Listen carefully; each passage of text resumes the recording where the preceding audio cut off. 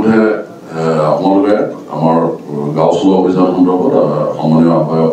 জয়ন্ত কুমাৰ দাস ডাঙৰীয়াৰ তৰফৰ পৰা বিস্তৃতভাৱে গোটেই বিষয়খিনি অৱগত হৈছে আৰু একে সময়তে কংগ্ৰেছ দলৰ আপোনালোকে প্ৰত্যেকেই অৱগত যে ৰাষ্ট্ৰীয় মুখপাত্ৰ সুপ্ৰিয়া শ্ৰীনেৰে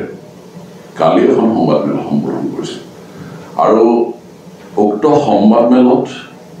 ৰাষ্ট্ৰীয় মুখপাত্ৰগৰাকীয়ে কংগ্ৰেছৰ বিভিন্ন ধৰণৰ মিথ্যাচাৰেৰে অসমৰ জনসাধাৰণৰ মাজত বিভ্ৰান্তি বিয়পোৱাৰ ষড়যন্ত্ৰত লিপ্ত হোৱা বুলি আমি ভাৰতীয় জনতা পাৰ্টি অসম প্ৰদেশে অনুভৱ কৰিছোঁ আৰু সেই বিষয়খিনি সন্দৰ্ভত আমি কিছু কথা আপোনালোকৰ জৰিয়তে অসমৰ ৰাইজক অৱগত কৰাব বিচাৰিছোঁ। প্ৰথম কথা যে বিগত সময়ছোৱাত আমি লক্ষ্য কৰিছোঁ যে নাও উলিওৱা টিমৰ পৰা ননমাটো কংগ্ৰেছৰ নেতাসকলৰ এটা সুচৰা ৰোগত পৰিণত হৈছে। পূৰ্বতে প্ৰদেশ কংগ্ৰেছৰ সভাপতি ভূপেন বৰা বা অন্যান্য নেতাসকল এই ৰোগত আক্ৰান্ত আছিল আৰু বৰ্তমান সময়ত কংগ্ৰেছৰ সৰ্বস্তৰৰ নেতৃত্ব এই ৰোগত আক্ৰান্ত হৈছে, এই সুচৰা ৰোগত আক্ৰান্ত হৈছে। কালি গৌৰৱ গগৈয়ে যোৰহাটত কৈছে যে ভাৰতীয় জনতা পাৰ্টি শংকিত হৈছে। আজি যিখিনি সময়ত সমাজৰ সৰ্বস্তৰৰ লোকে ভাৰতীয় জনতা পাৰ্টি আঁকোৱালি লৈছে, ভাৰতীয় জনতা পাৰ্টিৰ পতাকাৰ তলত সমবেত হৈছে, সেইখিনি সময়ত গৌৰৱ গগৈয়ে অভিযোগ কৰিছে যে বিজেপি হেনো শংকিত। আমি গৌৰৱ গগৈ প্ৰশ্ন উত্থাপন কৰিব বিচাৰিছোঁ যে যিখিনি সময়ত কংগ্ৰেছ দলৰ প্ৰাক্তন মন্ত্ৰীৰ পৰা আৰম্ভ কৰি বুথ পৰ্যায়ৰ কৰ্মীয়ে ধাৰাবাহিকভাৱে ভাৰতীয় জনতা পাৰ্টিৰ মজিয়ালৈ আহি আছে, আমি কৈছোঁ যে বিক্ষিপ্তভাৱে নহয়, ধাৰাবাহিকভাৱে প্ৰাক্তন মন্ত্ৰীৰ পৰা আৰম্ভ কৰি বুথ পৰ্যায়ৰ কাৰ্যকৰ্তালৈকে সকলো স্তৰৰ কংগ্ৰেছ কৰ্মীয়ে ধাৰাবাহিকভাৱে ভাৰতীয় জনতা পাৰ্টিলৈ আহি আছে। সেইখিনি সময়ত শংকিত কোন হ'ব? ভাৰতীয় জনতা পাৰ্টি কি? নিশ্চিতভাৱে নহয়। সেইখিনি সময়ত যদি শংকিত হ'ব লগা হয় তেতিয়াহ'লে নিশ্চিতভাৱে কংগ্ৰেছে শংকিত হ'ব। যিখিনি সময়ত অসমৰ মাননীয় মুখ্যমন্ত্ৰী ডক্টৰ হিমন্ত বিশ্ব শৰ্মা ডাঙৰীয়া অসমৰ যি প্ৰান্ততে উপস্থিত হৈছে সেই প্ৰান্ততে হেজাৰ হেজাৰ আবাল বৃদ্ধ বনিতা উপস্থিত হৈ অকুণ্ঠ সমৰ্থন মৰম চেনেহ যাচিছে, সেইখিনি সময়ত শংকিত বিজেপি হ'ব নে কংগ্ৰেছ হ'ব? আজি যিখিনি সময়ত কংগ্ৰেছ নেতৃত্বাধীন যি ইণ্ডিয়া এলায়েন্সৰ জৰিয়তে কংগ্ৰেছে শাসনত অধিষ্ঠিত, পুনৰবাৰ শাসনত অধিষ্ঠিত হোৱাৰ অনেক কল্পনা কৰিছিল, সেই ইণ্ডিয়া এলায়েন্সৰ অংশীদাৰ ৰাজনৈতিক দলে যেতিয়া আগন্তুক লোকসভা নিৰ্বাচনৰ কাৰণে নিজৰ প্ৰাৰ্থী পৰ্যন্ত ঘোষণা কৰিছে, সেইখিনি সময়ত বিজেপি শংকিত হ'ব নে কংগ্ৰেছ শংকিত হ'ব? গৌৰৱ গগৈ এই প্ৰশ্নসমূহৰ উত্তৰ তেখেতে অসমৰ জনসাধাৰণৰ ওচৰত দিব লাগিব। আৰু এনেধৰণৰ এই অলিক যি কল্পনা, যে এনেধৰণৰ যি অবাস্তৱ আৰু ভিত্তিহীন সমালোচনা, এই অবাস্তৱ ভিত্তিহীন সমালোচনাই ভাৰতীয় জনতা পাৰ্টিৰ যি উত্থান, এই উত্থানক কোনো প্ৰকাৰে বাধাগ্ৰস্ত কৰিব নোৱাৰে, সেই কথাটো আমি স্পষ্ট কৰি দিছোঁ। আৰু গৌৰৱ গগৈ আমি অনুৰোধ জনাইছোঁ, প্ৰত্যাহ্বান জনাইছোঁ যে তেখেতে আমি উত্থাপন কৰা এই প্ৰশ্নসমূহৰ উত্তৰ তেখেতে আমাৰ ওচৰত দিয়ক। দ্বিতীয় বিষয়টো হ'ল যে সুপ্ৰিয়া শ্ৰীনেতৰ কালিৰ যি সংবাদ, তেওঁলোকৰ কথা, তেওঁলোকৰ কাম কাজক অসমৰ জনসাধাৰণে আজি বিশ্বাস নকৰা এটা পৰ্যায়ত উপনীত হৈছে আৰু তাৰ ফলতে তেওঁলোক এই দলটোৱে আজি ধ্বংস কৰা হৈ গৈছে, যিটো আমাৰো কাম্য নহয়। গণতন্ত্ৰত এটা শক্তিশালী বিৰোধীৰ প্ৰয়োজন আছে আৰু কিন্তু আমি দেখিছোঁ যে তাৰ সলনি আজি তেখেতসকলৰ যি চিন্তা, তেখেতসকলৰ যি কাম কাজ, আনকি তেখেতসকলৰ ৰণকৌশল, এই সকলোখিনি মিলি পেলাই এনে এটা পৰ্যায় পাইছে যে তেখেতসকলে দলটোকে ধৰি ৰাখিবলৈ সক্ষম নহ'ব। নেতা সম্পৰ্কত আমাৰ ক'বলৈ অলপ অসুবিধা হয় এইকাৰণে যে আজি আমি খুব বেছি আক্ৰমণাত্মক কথা কৈ দিম, কাইলৈ আকৌ তেখেতে যোগদানৰ কাৰণে শাৰী পাতিব অটল বিহাৰী বাজপেয়ী ভৱনত। গতিকে তেখেতসকলে কৈছে নিজৰ অস্তিত্ব জাহিৰ কৰাৰ কাৰণে কৈছে। গতিকে কিন্তু আমি লক্ষ্য কৰোঁ যে তেখেতসকলৰ এই ধৰণৰ বক্তব্যই অসমৰ জনসাধাৰণৰ যথেষ্ট বিভ্ৰান্তিকৰ বক্তব্য তেখেতে উপস্থাপন কৰিছে আৰু উপস্থাপন কৰাৰ মাজত এটা বিষয় তেখেতে উল্লেখ কৰিছে, কি বিষয়ে উল্লেখ কৰিছে যে মাননীয় প্ৰধানমন্ত্ৰী ডাঙৰীয়াক সমালোচনা কৰাৰ নামত 2000 টকাৰ নোট 7 বছৰ পৰ্যন্ত চলাব নোৱাৰিলে বুলি অভিযোগ এটা উত্থাপন কৰিছে আচলতে কংগ্ৰেছৰ কি এই নোটতে মন মগজু সকলোখিনি কংগ্ৰেছৰ এই নোটতে আবদ্ধ আৰু কংগ্ৰেছৰ যে মন মগজু বা কাৰ্য সেই নোটতে আবদ্ধ সেই কথাটো শেহতীয়াকৈ প্ৰমাণ হৈছে ঝাৰখণ্ডৰ সাংসদ ধীৰাজ চাহুৰ পৰা ঝাৰখণ্ডৰ কংগ্ৰেছ সাংসদ ধীৰাজ চাহুৰ পৰা 350 কোটিতকৈও অধিক নগদ ধন তদন্তকাৰী সংস্থাসমূহে জব্দ কৰিছে গতিকে কংগ্ৰেছৰ আচলতে মন মগজু সকলোতে তেখেতসকলক আসন্ন কৰি ৰাখিছে এই নোটৰ বিষয়টোৱে আৰু সেইকাৰণে প্ৰধানমন্ত্ৰী নৰেন্দ্ৰ মোদী ডাঙৰীয়াৰ নেতৃত্বত আজি সমগ্ৰ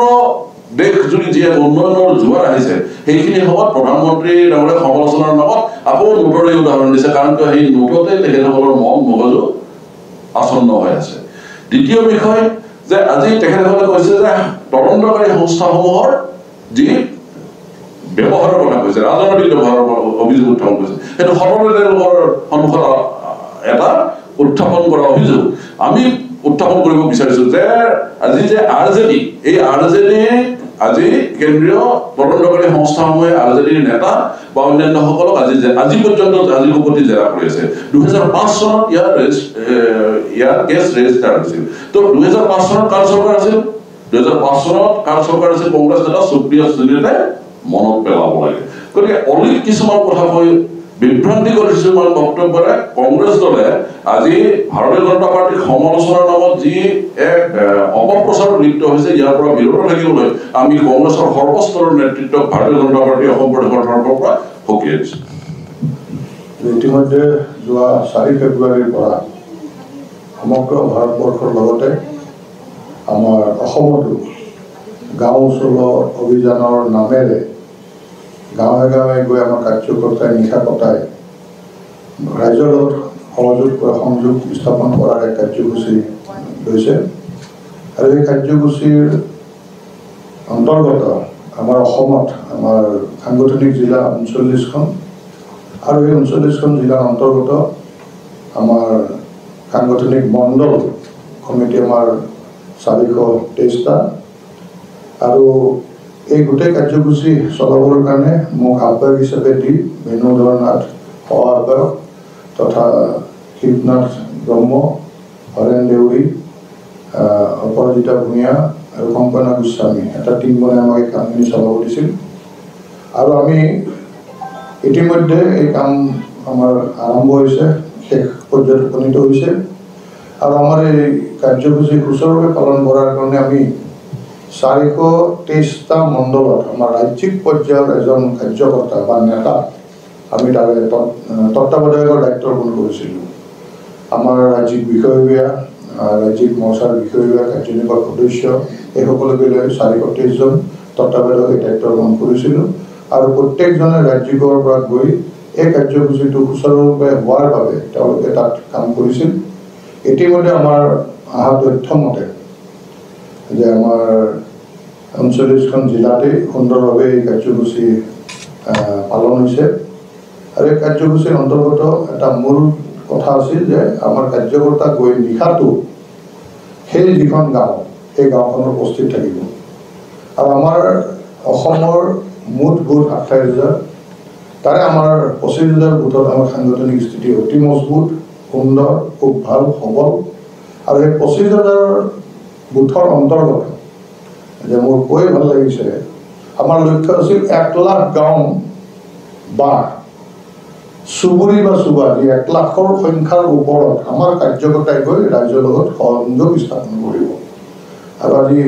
ভাল লাগিছে আপোনালোকৰ লগত এই তথ্যটো ব্যাপক কৰি যে যি আমাৰ লক্ষ্য আছিল 1 লাখৰ ওপৰত অৰ্থাৎ যিকোনো এটা বুথত ই চহৰে হওক বা গাঁৱে হওক এটা বুথৰ অন্তৰ্গত 2টা 3টা 4টা 5টালৈ সৰ্বাধিক 5টালৈ সৰু বা ডাঙৰ চুবা থাকে বা চুবুৰী থাকে আৰু এখন গাঁও আৰু তেনেধৰণৰ চুবুৰী বা চুবা 1 লাখৰ ওপৰত আমি যাতে গৈ পাওঁ যিহেতু আমি 25,000 ভোট 25,000ত আমি এভাৰেজ ক'ৰবাত 5টা ক'ৰবাত 3টা আমি 4টাকৈ ধৰিছিলোঁ তেতিয়া আমি লক্ষ্য নিৰ্ধাৰণ কৰিছিলোঁ যে আমি 1 লাখ চুবুৰী বা গাঁৱত আমি উপস্থিত হ'ম আৰু সেই লক্ষ্য ইতিমধ্যে আমি উপনীত হৈছোঁ আপোনালোকক লিখিতভাৱে গোটেই বিতং তথ্য কিছু সময় লাগিব আমাৰ গোটেই জিলাসমূহত পৰ্যালোচনা হৈ আছে আৰু এই কাৰ্যসূচীৰ মূল ৰূপৰেখাটো আছিল যে আমাৰ কাৰ্যকৰ্তা যাব এখন গাঁৱত সেই গাঁৱৰ যি প্ৰভাৱী ব্যক্তি প্ৰথম পৰ্যায়ত যি প্ৰভাৱী ব্যক্তি তেওঁ যিকোনো প্ৰভাৱ থকা ব্যক্তি হ'ব পাৰে খেলুৱৈ হ'ব পাৰে শিল্পী হ'ব পাৰে সাহিত্যিক হ'ব পাৰে ঠিক তেনেকুৱা ব্যক্তি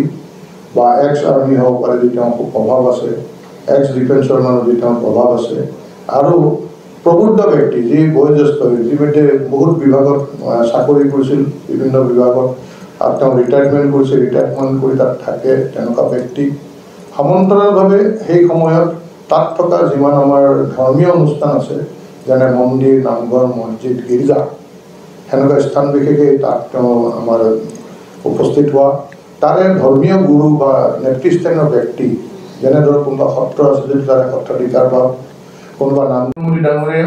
স্পষ্ট ৰূপত পুনৰবাৰ আমাৰ ভাৰতবৰ্ষৰ বিশেষভাৱে অসমৰ প্ৰতিটো চুকে কোণে থকা গাঁৱে চুবুৰীয়ে পুনৰবাৰ তেখেতক এজন আমাৰ প্ৰধানমন্ত্ৰী হিচাপে বিচাৰিছে যে তেওঁৰ কাৰ্যকালত ভাৰতবৰ্ষ বিশ্ব দৰবাৰত যে আজি আৰ্থিকভাৱে অৰ্থনৈতিকভাৱে তৃতীয় স্থান ল'ব পৰা সক্ষম হৈছে এক শক্তিশালী ৰাষ্ট্ৰ হিচাপে মূৰ দাঙি থিয় হ'বলৈ সক্ষম হৈছে এই অনুভূতিটো দিল্লীৰ পৰা অসমৰ গাঁৱৰ চুকে কোণে ইতিমধ্যে গৈ গৈছে আৰু এটা আমি দেখিছোঁ না আমাৰ 39খন সাংগঠনিক জিলা আৰু আপোনাৰ আমাৰ গোটেইকেইখনতে হৈছে আমাৰ মানে কি হ'ল আমাৰ বিধায়কসকল তেওঁলোকে এতিয়ালৈ যাব পৰা নাই কাৰণ এছেম্বলি চলি আছে সেই বিধায়কসকল আৰু দুই এজন সাংসদ তেওঁলোকে যাব পৰা নাই বাকী আমাৰ ৰাজ্যিক পৰ্যায়ৰ জিলা পৰ্যায়ত যিমান প্ৰবাহী কাৰ্যকৰ্তা আছিল তেওঁলোকে ইতিমধ্যে সমাপন কৰিছে মাননীয় প্ৰধানমন্ত্ৰী মহোদয় যে আহিছিল খানাপাৰাত যি আহিছিল সেই 4 দিন আমাৰ এই কাৰ্যসূচী সম্পূৰ্ণভাৱে বন্ধ ৰখা হৈছিল যাৰ বাবে আমি 4 দিন পিছুৱাই গ'লোঁ ইতিমধ্যে আমি যোৱাকালিয়ে আমি আপোনালোকৰ ওচৰত বহিব লাগিছিল সম্পূৰ্ণ তথ্য লৈ কিন্তু আজিও যোৱাকালিও চলি আছে আজিও এই মুহূৰ্তত চলি আছে এই মুহূৰ্তত অহা তথ্য অনুসৰি আমি 95% তাৰমানে ইতিমধ্যে কভাৰ কৰিছোঁ আৰু যি বাকী যি 5% আছে আমাৰ 25,000 অৰ্থাৎ 1 লাখৰ গাঁৱৰ এই 5% আজি সন্ধিয়াৰ ভিতৰত কাৰণ আমাৰ নিশা জৈৱনৰ কথা আছে ৰাতি নৈশ যাপন কৰিব কালিৰ ভিতৰত আমাৰ 100% আমি ওচৰ চাপিবলৈ সক্ষম হ'ম আৰু এই যিবোৰ কাৰ্য আপোনালোকে সংগ্ৰহ নহয় ইতিমধ্যে আপোনালোকক মাননীয় মুখ্যমন্ত্ৰী মহোদয়ে বক্তব্য প্ৰদান কৰিছে যে আৰু আমাৰ মাননীয় ৰাজ্যিক সভাপতিয়ে কৰিছে যে আমাৰ দলীয় সংবিধান আৰু দলীয়ৰ প্ৰতি আস্থা প্ৰকাশ কৰি আহিব বিচৰা মানুহৰ কাৰণে আমাৰ দৰ্জা মুকলি আছে যোনে ভাৰতৰ সংবিধানক শ্ৰদ্ধা কৰে ভাৰতবৰ্ষৰ সাৰ্বভৌমত্ব যোনে শ্ৰদ্ধা কৰে আৰু তেনেধৰণৰ যিকোনো দলৰ পৰা আহা কিন্তু আপোনাৰ যিটো প্ৰশ্ন যে কংগ্ৰেছৰ অৰ্থাৎ কংগ্ৰেছৰ কাৰ্যকৰ্তা এতিয়া এক মানে সম্পূৰ্ণ নিগেটিভ মানে এটা পৰিৱেশৰ মাজত তেওঁলোক আছে আৰু সেই কাৰ্যকৰ্তাসমূহ আমি যেতিয়া বিৰোধীত আছিলোঁ আমি যেতিয়া আন্দোলন কৰিছিলোঁ ৰাজপথত আমি আন্দোলন কৰোঁতে যেতিয়া CRPৰ খুব পিঠিত আমাৰ পৰিছিল সেই সময়ত তেওঁলোকে যেতিয়া AC কালচাৰটো আছিল AC ৰুমৰ ভিতৰত থকা AC গাড়ীত ঘূৰা সেই তাৰপিছত যেতিয়া তেওঁলোক বিৰোধীত থাকিব লগা হ'ল আৰু সুদীৰ্ঘ বহু সময় তাৰমানে এটা দশকৰ ওপৰত যেতিয়া বিৰোধীত থাকিব লগা হ'ল এতিয়া তেওঁলোকৰ স্থিতিটো হ'ল একুৰিয়ামৰ পৰা এটা মাছ ওলাই যদি আপুনি মাটিত এৰি দিয়ে সেই মাটিত অক্সিজেন নাপায় যিটো চট পতাই থাকে সেই সমতত থাকিব নোৱাৰি আজি সেই চট পতাই আছে আৰু সেইখিনি সময়ত সমান্তৰালভাৱে তেওঁলোকে দেখিছে যে তেওঁলোকে চৰকাৰ চলাইছিল অভিজ্ঞতা তেওঁলোকৰ আছে তেওঁলোকৰ দিনত মূল্য বৃদ্ধি হৈছিল ভাৰতীয় জনতা পাৰ্টিৰ দিনতো মূল্য বৃদ্ধি হৈছে সেই কিন্তু তেওঁলোকৰ দিনত মূল্য বৃদ্ধি যেতিয়া হৈছিল তেতিয়া গাঁৱে গাঁৱে ৰাস্তা হোৱা দেখা নাছিলোঁ 4 লেনৰ কাম হোৱা দেখা নাছিলোঁ আমাৰ ব্ৰহ্মপুত্ৰৰ ওপৰত দলং নিৰ্মাণৰ কাম ইমান হোৱা নাছিল জিলাই জিলাই মেডিকেল কলেজ হোৱা দেখা নাপাইছিলোঁ এইমছৰ নিচিনা হস্পিটেল আমি দেখা পোৱা নাছিলোঁ তেওঁলোকৰ দিনত আমাৰ দিনত যেতিয়া তেওঁলোকে আমাক কয় সেইখিনি সময়ত কিন্তু আমি এই উন্নয়নবিলাক প্ৰত্যেকটো উন্নয়ন আমি দেখিছোঁ আৰু আমাৰ আটাইতকৈ যে ভৱিষ্যত প্ৰজন্মৰ কাৰণে এক সুৰক্ষিত স্থান হিচাপে নিৰ্মাণ কৰাৰ যি পৰিৱেশ নিৰ্মাণ কৰাৰ কাম আজি আমাৰ এই সমাজত আমাৰ উঠি অহা প্ৰজন্মই দেখিছে আমাৰ ভৱিষ্যতৰ প্ৰজন্মই দেখিছে যে আমি আজি সুৰক্ষিত যিটো সময়ত কংগ্ৰেছৰ দিনত এনেকুৱা এটা আছিল অৱস্থা যে এটা মাইনৰিটি অঞ্চলত অসমৰ এজন অসমীয়াই মই অসমীয়া বুলি কৈ দীঘলকৈ উশাহ ল'ব পৰা অৱস্থা নাছিল কিন্তু আজি বিজেপিৰ দিনত ভাৰতবৰ্ষ আৰু অসমত সেই পৰিৱেশ নাই। আজি খিলঞ্জীয়া ভূমিপুত্ৰই নিজৰ জন্মস্থানত বুকু পিন্ধাই উশাহ লৈ থাকিব পৰা পৰিৱেশ হৈছে এটা। সেই পৰিৱেশটোৰ কাৰণে আমাৰ উঠি অহা প্ৰজন্মই আমাক বেছিকৈ আঁকোৱালি লৈছে। ঠিক তেনেকুৱা ধৰণৰ ধৰ্মীয় নেতৃত্বস্থানীয় ব্যক্তিৰ লগত সংযোগ স্থাপন কৰা আৰু সেই সকলো আমাৰ ইতিমধ্যে হৈছে। তাত থকা ইতিমধ্যে যে হিতাধিকাৰী আমাৰ বিভিন্ন ক্ষেত্ৰত হিতাধিকাৰী আমাৰ কেন্দ্ৰীয় চৰকাৰৰ পৰা হিতাধিকাৰী হিচাপে লাভান্বিত হোৱা বা ৰাজ্য চৰকাৰৰ লাভান্বিত হোৱা, অৰুণোদয় হওক, উজ্জ্বলা গেছ আঁচনি হওক, ঠিক তেনেকুৱা সেই হিতাধিকাৰীৰ লগতো আমাক সংযোগ স্থাপন কৰা আৰু সেই কামখিনিৰ কাৰণে মুঠ 24 ঘণ্টা সময় এজন কাৰ্যকৰ্তাক নিৰ্ধাৰিত সময় বান্ধি দিছিল। সেই 24 ঘণ্টাৰ ভিতৰত সেই কাৰ্যকৰ্তাজন তাত উপস্থিত হ'ব লাগিব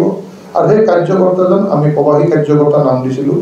সেই প্ৰবাসী কাৰ্যকৰ্তাজনে এই যি মই ইতিমধ্যে উল্লেখ কৰিছোঁ যে ধৰ্মীয় নেতৃস্থানীয় ব্যক্তি, প্ৰভাৱী ব্যক্তি, প্ৰবুদ্ধ ব্যক্তি, হিতাধিকাৰী, তাৰে তালিকা সম্পূৰ্ণ কৰাৰ কাৰণে আগতীয়াকৈ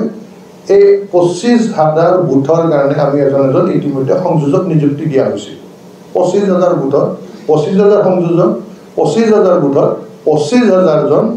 প্ৰবাসী কাৰ্যকৰ্তা, অৰ্থাৎ 50,000। তাৰ উপৰি আমাৰ মণ্ডল আৰু বাকী আমাৰ বিষয় এখন আছিল প্ৰায় 70,000 কাৰ্যকৰ্তাই অসমত এই 1 লাখৰ লক্ষ্য পূৰণ কৰিবৰ কাৰণে আমাৰ ইতিমধ্যে কাম কৰিছে। আৰু আমাৰ হাতত অহা তথ্য অনুসৰি যে কেইখনমান জিলা একেবাৰে 100% কমপ্লিট হৈ গ'ল ইতিমধ্যে সময়সীমাৰ ভিতৰত। সেইখন উদাহৰণস্বৰূপে মাজুলী, য'ত আমাৰ মাননীয় ৰাজ্যিক সভাপতি মহোদয় তেওঁ নিজেই তাতে উপস্থিত থাকি গাঁৱত গৈ নিশা কটাই 118 নং বুথৰ মুদৈ গাঁৱত তেওঁ উপস্থিত হৈছিল আৰু মুদৈ গাঁৱত উপস্থিত হৈ তেওঁ সকলোকে লগ ধৰিছে, হিতাধিকাৰীৰ পৰা বিশিষ্ট ব্যক্তি। ইতিমধ্যে আপোনালোকে প্ৰচাৰ কৰিছে সংবাদ মাধ্যমে। আজি অসমৰ ৰাইজে গম পাইছেই যে মাননীয় মুখ্যমন্ত্ৰী মহোদয় যে গোলাঘাট জিলাৰ ৰজাপুখুৰী গাঁও, পুখুৰী শ্যাম গাঁৱত নিশা কটাই কাৰ্যকৰ্তা, বিশিষ্ট ব্যক্তি, বিশেষ সংগঠনৰ লগত যোগাযোগ স্থাপন কৰিছে। ঠিক ইতিমধ্যে আপোনালোকে প্ৰচাৰ কৰিছে যে এই কাৰ্যসূচীৰ অন্তৰ্গত প্ৰাক্তন মুখ্যমন্ত্ৰী মাননীয় সৰ্বানন্দ সোণোৱাল ডাঙৰীয়াই 3খন সমষ্টিৰ দিৰৈ চাহ বাগিচাত নিশা যাপন কৰিছে। বিভিন্ন ব্যক্তি, বিভিন্ন নেতৃস্থানীয় ব্যক্তি, প্ৰবুদ্ধ নাগৰিকক লগ ধৰিছে। তাৰোপৰি বিভিন্ন NGO, বিভিন্ন আত্মসহায়ক গোট এইসকলৰ লগত লগ ধৰিছে। আৰু এই কাৰ্যসূচীৰ অন্তৰ্গত ইতিমধ্যে আমাৰ যিমান আমাৰ ৰাজ্যিক বিষয়বোৰ আছে, ইনক্লুডিং মই ইয়াৰে আহ্বায়ক, তথাপিও মই আমাৰ চহৰ অঞ্চলৰ এটা বুথত গৈছিলোঁ। গুৱাহাটীত মোৰ ঘৰ, কিন্তু মই যি বুথত গৈছিলোঁ যে আমাৰ ভঙাগড়ৰ যিটো বুথত গৈছিলোঁ সেই বুথটোত নিশা নৈশযাপন কৰিছোঁ। আমাৰ মুখপাত্ৰ মনোজ বৰুৱা ডাঙৰীয়া, তেওঁ ইয়াতে গুৱাহাটীতে ঘৰটো, কিন্তু তেওঁ যেতিয়া জালুকবাৰী বুথত গৈছে তেওঁ নৈশযাপন কৰিছে, ৰাতি আছে। ধ্ৰুৱজ্যোতি মহল, আমাৰ বেণুধৰ্ণা, আমাৰ যিমান কাৰ্যকৰ্তা আছে এই কাৰ্যকৰ্তা, ৰাজ্যিক বিষয়া, ৰাজ্যিক মৰ্চাৰ বিষয়া, ৰাজ্যিক কাৰ্যনিৰ্বাহক সদস্য, ৰাজ্যিক মৰ্চাৰ কাৰ্যনিৰ্বাহক সদস্য, জিলা বিষয়া, জিলা মৰ্চাৰ বিষয়া, জিলা মৰ্চাৰ কাৰ্যনিৰ্বাহক, মৰ্চাৰ কাৰ্যনিৰ্বাহক সদস্য, এই সকলোকে লৈ কৰিছোঁ। আৰু যেতিয়া আমি দেখিছোঁ যে এই কাৰ্যসূচী আৰম্ভ কৰাৰ আগত এই সংখ্যাই ঢুকি পোৱা নাছিল কিছু অঞ্চলত, তেতিয়া আমি আমাৰ যিমান 423টা মণ্ডল আছিল,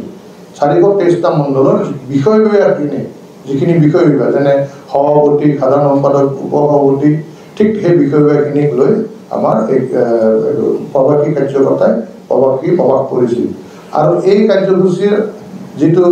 ৰাইজৰ লগত সম্পৰ্ক স্থাপন, সেইটো আমাৰ সম্পূৰ্ণ কৰাৰ আগতে প্ৰথম কামটো আছিল যিকোনো পৰ্যায়ৰ নেতাই নাযাওক, প্ৰবাসী কাৰ্যকৰ্তা হিচাপে প্ৰথম সেই বুথটোৰ লগত বহিব। সেই বুথটোৰ স্থিতি তেওঁ প্ৰথমে ল'ব, সেই বুথৰ কাৰ্যকৰ্তাখিনিৰ লগত বহিব। আমাৰ প্ৰতিটো বুথত 11জন বিষয়ববীয়া আৰু মেক্সিমাম 20জন, সেই বুথৰ সংখ্যাৰ ভিত্তিত কমিটিখন হয়। য'ত সংখ্যা অধিক 11ৰ ওপৰত তাত 20জন কাৰ্যনিৰ্বাহক সদস্য,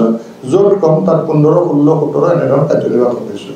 আমাৰ প্ৰত্যেকজন কাৰ্যকৰ্তাই এই প্ৰৱাস কাৰ্যক্ৰমত গৈ উপস্থিত হৈ প্ৰথমে বুথৰ লগত বহিছিল। বুথসকলে তেওঁলোকৰ যি আমাৰ কাৰ্যসূচী আছে সেই কাৰ্যসূচীখিনি পালন কৰিছিল নে নাই, এই কামখিনি নিৰূপণ কৰিছিল। আজি যিটো সময়ত আমাৰ কংগ্ৰেছ দলৰ নেতা ৰাহুল গান্ধী ডাঙৰীয়াই য'ৰ ন্যায় যাত্ৰা কৰি আছে নেশ্যনেল হাইৱেৰ ওপৰে ওপৰে ঠিক সেইখিনি সময়ত ভাৰতবৰ্ষৰ ভাৰতীয় জনতা পাৰ্টীয়ে যি টাৰ্গেট লৈছে 7 লাখ গোটেই ভাৰতবৰ্ষত আৰু অসমত আমি তাৰে সৰু চুবুৰী 1 লাখ অৰ্থাৎ 25,000 সেইখিনি সময়ত আমি গাঁৱে আছিলোঁ আজি যিটো সময়ত তেওঁ ন্যায় যাত্ৰা কৰিছে নিশ্চিতভাৱে ন্যায় যাত্ৰা তেওঁলোকে আগতেই কৰিব লাগিছিল অন্যায় ভাৰতবৰ্ষৰ জনসাধাৰণৰ প্ৰতি হৈছে কিন্তু এইটো ভাৰতীয় জনতা পাৰ্টীৰ দিনতে অন্যায় হোৱা নাই ভাৰতবৰ্ষ স্বাধীন হোৱাৰ সময়ত আমাৰ পূৰ্বপুৰুষ যিসকলে আমাৰ আপোনালোক তাতে আমি যিমান আছোঁ আমাৰ পূৰ্বপুৰুষসকলে ভাৰতবৰ্ষৰ স্বাধীনতাৰ কাৰণে ব্ৰিটিছৰ গুলি যেতিয়া বুকু পাতি লৈছিল তেওঁলোকে আত্মবলিদান দিছিল তেওঁলোকৰ জীৱনটো ভাৰতবৰ্ষৰ অখণ্ড ভাৰতবৰ্ষৰ স্বাধীনতাৰ কাৰণে ব্ৰিটিছৰ গুলিত তেওঁলোকে আত্মত্যাগ কৰিছিল সেই সকলৰ প্ৰতি যে অন্যায় কৰিছিল কেতিয়া কৰিছিল কোনে কৰিছিল সেই সময়ত অখণ্ড ভাৰতৰ বাবে যুদ্ধ কৰাৰ সময়ত যেতিয়া স্বাধীনতা পালে খণ্ডিত ভাৰত কেৱল মাত্ৰ প্ৰধানমন্ত্ৰীৰ চকীখনৰ প্ৰতি থকা নেহেৰুৰ সেই লোভৰ বাবে মুছলিম লীগৰ যি অবৈধ আহ্বান বা তেওঁলোকৰ যি লোভ যে ভাৰতবৰ্ষক খণ্ডিত কৰি হ'লেও তেওঁলোকৰ স্বাধীনতা লাগে সেই মুছলিম লীগৰ অবৈধ প্ৰস্তাৱকো মানি যি ভাৰতবৰ্ষৰ আমাৰ পূৰ্বপুৰুষসকলৰ প্ৰতি অন্যায় কৰিছিল সেই অন্যায়সকলৰ কৰাসকলৰ বাবে যদি আজি ৰাহুল গান্ধী ডাঙৰীয়াই ন্যায় যাত্ৰা কৰিলেহেঁতেন তেতিয়াহ'লে আমি ভাল পালোহেঁতেন আৰু সেইকাৰণে কৈছোঁ যে তেওঁলোকৰ নিজৰ আজি যি স্থিতি আমাৰ এই গাঁও চলো অভিযানত আমি আমাৰ স্থিতিটো স্পষ্ট ৰূপত গম পাইছোঁ আমাৰ ৰাইজৰ আগ্ৰহ প্ৰতিটো পৰ্যায়ত যিসকলৰ নাম ক'লোঁ আপোনালোকৰ যি পৰ্যায়ত আমি কাৰ্যকৰ ব্যক্তিক আমাৰ লগ ধৰা তাৰে 90% আমাৰ দলৰ সদস্য নহয় প্ৰবুদ্ধ ব্যক্তি দলৰ সদস্য নহয় ৰিটায়াৰ্ড পাৰ্চন দলৰ সদস্য নহয় NGO আত্মসহায়ক গোট এইবিলাক দলৰ সদস্য নহয় এই সকলৰ লগত যেতিয়া আমি লগ পাইছোঁ কেৱল মাত্ৰ 100%ৰ 1% আমাৰ দলৰ যি গোট কমিটিৰ লগত বহা বাকি 90% ৰাইজৰ লগত বহা আৰু ৰাইজৰ যি উৎসাহ ৰাইজৰ যি আগ্ৰহ ৰাইজৰ যি বিশ্বাস ৰাইজৰ যি আস্থা আমাৰ দলৰ প্ৰতি আমাৰ কেন্দ্ৰত থকা চৰকাৰৰ প্ৰতি আমাৰ ৰাজ্যত থকা চৰকাৰৰ প্ৰতি সেইটো আমাৰ একদম প্ৰতিস্পন্দন হৈছে আমি দেখিছোঁ সুন্দৰভাৱে আমাৰ চকুৰ আগত আহি পৰিছে আৰু সেইখিনি সময়তে আমি এটা কথা জনাব পাৰোঁ জানিব পাৰোঁ আৰু জনাব বিচাৰোঁ যে ৰাহুল গান্ধী ডাঙৰীয়াৰ এই ন্যায় যাত্ৰা যে এক অন্যায় যাত্ৰা হৈছে আৰু তেওঁলোকে ন্যায় বিচাৰিব হ'লে তেওঁলোকৰ পূৰ্বপুৰুষে কৰা ভুলৰ বাবে যাতে ন্যায় বিচাৰে তাৰ বাবে আপোনাক জনালোঁ আৰু এই কথাখিনি আপোনালোকৰ বাবে প্ৰকাশ কৰিলোঁ যদি আপোনালোকে গাঁও চলো অভিযানৰ বিষয়ে আৰু কিবা প্ৰশ্ন আপোনালোকৰ বা মনত সুদনি আছে তেতিয়াহ'লে মোক সুধিব পাৰে আচলতে দাস ডাঙৰীয়াই আমাৰ গাঁও চলো অভিযান সম্পৰ্কত কৈছিলে আপোনালোকে কুৱেশ্যনখিনি কৰাৰ কাৰণে তেখেতে ৰেফাৰেঞ্চ হৈ আনিছে সেই কথাখিনি আমাৰ আছে আমাৰ কাৰ্যসূচীৰ এজেণ্ডাৰ অংশ আৰু আমাৰ বৰুৱা ডাঙৰীয়াই আমাৰ পাৰ্টিৰ লাইনটো ক'ব আমাৰ কিন্তু স্পষ্টভাৱে এটা কথা যে আমি যিটো সনাতন ধৰ্মত বিশ্বাস কৰোঁ যি দুখন আমি মহাকাব্যক লৈ আমি আগবাঢ়োঁ তেনে মহাভাৰত আৰু ৰামায়ণ যে ৰত্নাকাৰ দস্যু বাল্মীকি হৈছিল আৰু সেই বাল্মীকি কিন্তু আজিলৈ আমি একচেপ্ট কৰি আছোঁ আমি তেখেতক গ্ৰহণ কৰি আহিছোঁ ৰত্নাকাৰক আমি একচেপ্ট কৰা নাই বাল্মীকিক আমি একচেপ্ট কৰিছোঁ আৰু যেতিয়া বাল্মীকি হিচাপে গোটেই কামখিনি কৰি থাকে তেতিয়া সমাজে গ্ৰহণ কৰে আৰু যদি বাল্মীকিৰে আমাৰ দলটো ভৰি গৈ থাকে নিশ্চিতভাৱে আমাৰ ক'বলগীয়া নাথাকে এইটো মোৰ মতামত বাকী গাঁও চলোৱাৰ ওপৰতো আৰু বেলেগ নাই ঠিক আছে মই মনোজ বৰুৱা ডাঙৰীয়াক মই মাইক্ৰফোনটো দিছোঁ পুনৰবাৰ দোহাৰিছোঁ যে আমি যি সনাতন ধৰ্ম যি দুখন মহাকাব্যক লৈ আমি আগুৱাওঁ তাৰে বাল্মীকি চৰিত্ৰটোক আমি ৰত্নাকাৰ চৰিত্ৰটোক পুনৰ দোহাৰিছোঁ যে বাল্মীকি হ'ল সেই বাল্মীকিক আজিলৈ আমি স্মৰণ কৰি শ্ৰদ্ধা জনাই আহিছোঁ আৰু তেনেকুৱা কোনোবা ৰত্নাকাৰ যদি বাল্মীকি হয় নিশ্চিত আমাৰ সমাজে তাক আঁকোৱালি লয় অসমবাসী তথা ডিমৰীয়াবাসীৰ বাবে সুখবৰ কামৰূপ মহানগৰ জিলাৰ সোণাপুৰত স্থাপন ডিমছ হাস্পতাল এণ্ড নাৰ্ছিং হোম উপলব্ধ বিভাগসমূহ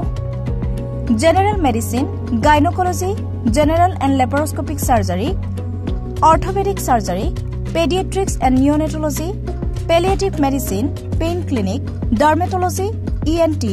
ইউৰলজি দুৰ্ঘটনা আৰু জৰুৰীকালীন সেৱাৰ বাবে 24 ঘণ্টাই উপলব্ধ